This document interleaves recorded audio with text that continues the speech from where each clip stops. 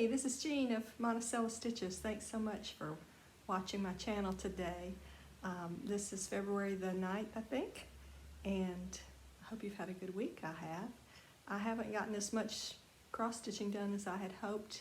Got a lot of other things going on in the middle of trying to get ready for this needlework show. We're redoing our kitchen, so no one came for a long time, and then suddenly everybody came. So we didn't have a stove for a few days. Now we got a stove, we can cook. Floors are going to be redone next week, and then new countertops the week after that. So in the middle of chaos, why not just add to it?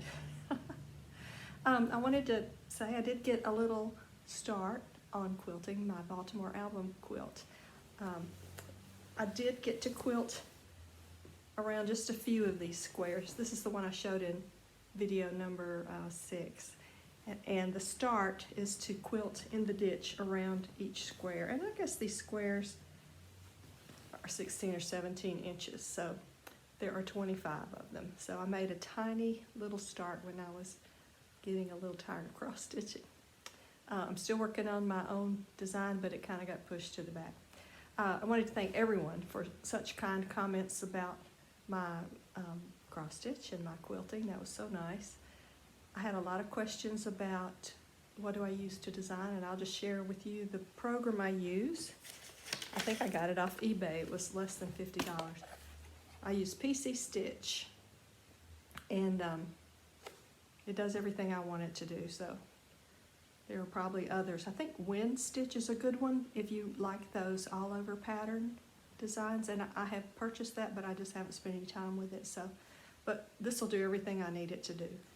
And if you have very small computer skills, you'll be doing great things before too long. So do it, get it. I have another Baltimore Album quilt, and I'm going to show it to you. This one's actually finished, and I'm using it on a bed, but it's another Ellie Sienkiewicz pattern. There are lots of those books. I'll show you in a minute. I have several, but let me get my quilt together and I'll show it to you. Back in a sec. I have more than one of these Baltimore Album quilt books by Ellie Sienkiewicz. And I think I showed you one in Flosstube 6, but these are great resources.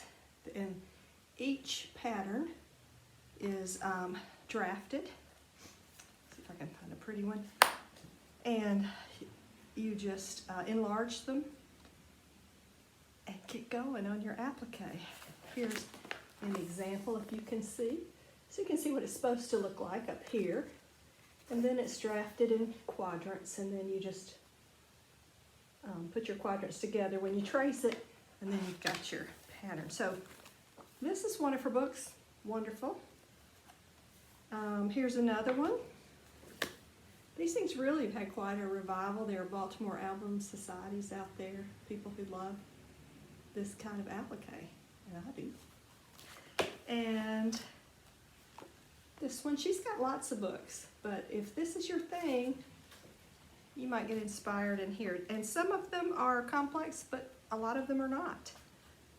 This one is a little complex for me, but you can just see how far you can go with it. And this is the Baltimore Album that I have completed, and I'll put it on the floor and show you. But the colors are all kind of antique colors, and I put a border around the outside of it, and each side of the border has part of 1 Corinthians 13. But I'll get back there and show it up, hold it up, and then I'm going to put it on the floor too so you can see it. But this took a while. All my things take a while. I think I started it, put it aside like I do, and finally went back to finishing it. I have had loose works in progress goals through the years. If I write too many down, it kind of makes me nuts and makes me anxious, which is silly. But I see how much stuff I have out there and it makes me crazy. But I did make a list and had several things to finish one year, and this was one of them. But I'm going to get behind it and I'll hold it up. But there's a picture at the end. And gosh, you can certainly do this. This is not terrible. And I do the back basting technique, and I'm going to demonstrate it. I have a pattern that I want to try, and I'll show you as I go along after this needlework show. I'll do it then, because right now I'm kind of consumed with that. But this is actually an FFO that I have to share. So let me hold it up and show it to you. Hope you can see, but I'll have it on the floor too. So, can you tell? The Corinthians verses are around the side. Let's see if I can spread it out a little more.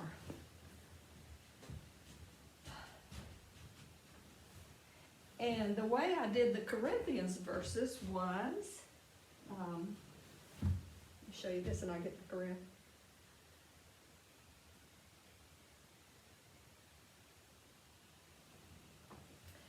The way I did the verses around the side was to type out the phrases I wanted to put on there, and I picked, on my computer, I picked a font, and it was really, really small. I think I enlarged it as much as I could and still print it on my little printer. And then I took it to the public library and they helped me enlarge it. So that's how I got it as big as I needed, and I taped it all together. But if you have a really good printer near you, they could help you enlarge this with no trouble, or anything you wanted to put around the outside. So I had the phrases, I enlarged them, and then I reversed them. So I'd be tracing the back, and I did the back basting thing. And the reason I say I reversed them is because I was working on the reverse of the foundation fabric here. So I traced it backwards on the back of the foundation fabric. But I will be happy to share with you this back basting method. It really may open up a way for you to do things. The regular way of applique, believe it or not, was too fussy. This is kind of a fussy technique, but getting the pieces where they were supposed to be just wasn't working for me. But back basting makes it easier for me, may not for you, but I'm happy to share, and I'll get started on one, and we could do it together if you want to. I'm hoping to get back to my cross stitching this week. I hear the floor man is coming next week, and the countertops the week after that. But we do have a stove now. That was a major improvement because we didn't have one for a few days. But everything's coming along.